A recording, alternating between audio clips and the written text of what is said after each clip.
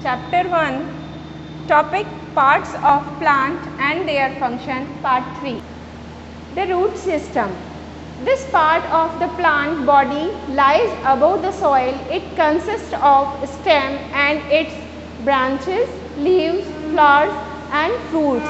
ये प्लांट का upper part है और ये सॉइल के ऊपर होता है और इस पर क्या क्या होती हैं, ब्रांचेस होंगी, लीव्स होंगी, फ्लावर्स होगा और फ्रूट्स होंगे। यानी प्लांट्स के जो अपर पार्ट पर होता है वो सिस्टम सारा इस पे होगा।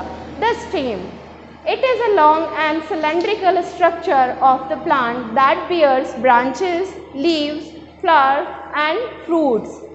ये cylindrical part होता है प्लांट का और उस पर branches, leaves, flowers और fruits होते हैं। In young and small plants, the stem is soft and green in color.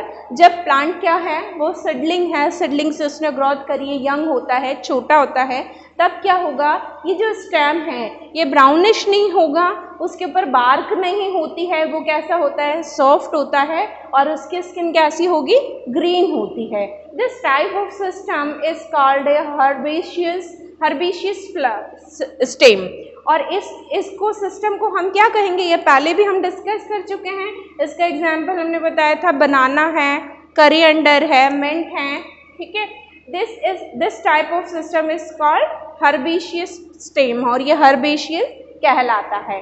But in trees the stem becomes hard and is not green in colour. और जैसे जैसे ये क्या होगा, किसमें कन्वर्ट हो जाएगा, ट्रीज में कन्वर्ट होगा, तो इसका जो आउटर पार्ट है वो हार्ड होता जाएगा और नॉन ग्रीन हो जाएगा, यानी ग्रीन नहीं रहेगा, वो ब्राउनिश हो जाएगा। This type of stem is called a woody stem. और तब हम इस स्टेम को क्या बोलेंगे, वुडी स्टेम बोलेंगे। हमने प्लांट्स पढ़े थे जो प्रीवियस क्लासेस है, उसमें टाइप्स ऑफ प्लांट्स पढ़े थे, इसमें tree, shrubs, herbs, climber, creepers, ये सब हमने डिस्कस किया था। जैसे ट्रीज हैं, हर्ब्स का जो स्टेम है वो सॉफ्ट होता है, ट्रीज का हार्ड होता है, और जो शर्ब्स होती हैं, शर्ब्स में कैसा होता है, बुशी होता है स्टेम और हार्ड इतना नहीं होता जितना ट्री का होता है, लेकिन वो क्या है, कंपैरेटिव टू हर्ब वो हार्ड होता है। जो स्टेम है उसको हम अच्छे से देखते हैं। You will find that at some points nodes are present. हमने फर्स्ट ऑफ ऑल जो देखा था पिक्चर, उसमें देखा था कि जो प्लांट होता है उसमें जो अलग अलग ग्रुप पार्ट्स बने हुए होते हैं, तो नोड्स होती हैं वहाँ पर। यही नोड्स, उन्हीं नोड्स से क्या निकलती हैं, ब्रांचेस निकलती हैं। The branches of a stem arise at these nodes. जो ब्रांच हैं वो इसी नोड से निकलती हैं। The part of the stem between two nodes is an internode. और जो नोड होता है जहाँ से अपर ब्रांच लिख रहा है फिर नीचे वाला ब्रांच लिख रहा है, उन दोनों के बीच की जो गैप होती है उसे हम क्या, किससे डिनोट करते हैं, इंटरनोड बोलते हैं। We are studying about stem. Now the function of a stem. We already discussed about the function of roots. Now we will discuss about the functions of a stem. First of all, conduction. What is conduction? Conduction, transport. Transport हो रहा है, कैसे हो रहा है, stem के through. Like roots, the stem also conducts water and minerals from roots to the leaves, flowers and roots. जो roots हैं, रूट्स ने जो एब्जॉर्ब किया है वाटर एंड मिनरल्स, वो फर्दर कहाँ चला गया है, स्टेम में। अब ये स्टेम की रिस्पॉन्सिबिलिटी है कि वो उसको फर्दर कंडक्ट करेगा। कहाँ कंडक्ट करेगा, जो स्टेम के और जो प्लांट के अदर पार्ट्स हैं उन सब में ये उसको प्रॉपर तरीके से पहुँचाएगा। Support, the stem provide support to the plant body and helps to keep the plant erect.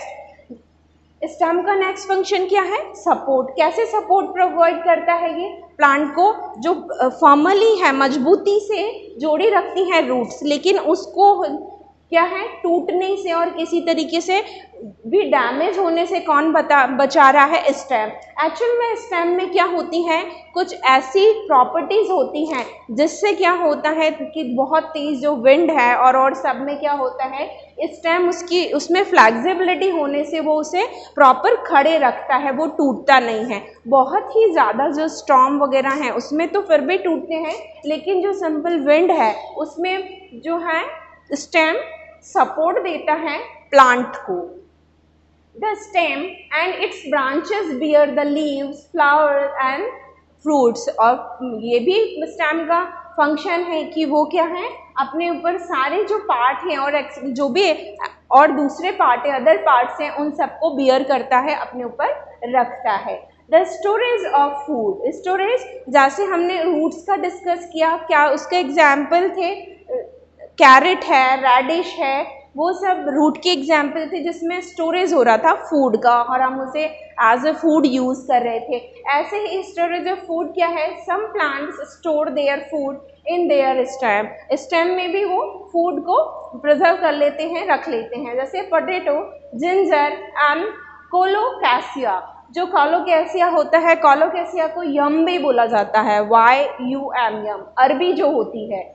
Potato है, जिंजर है, कोलोकैसिया, ये सब किसका एग्जाम्पल है, स्टोरेज ऑफ फूड में स्टेम का। स्टेम क्या कर रहा है, स्टोर कर रहा है फूड का। आर द स्टेम स्वीट, और ये स्टेम हम क्या करते हैं, लेते हैं हमारे काम में खाने के।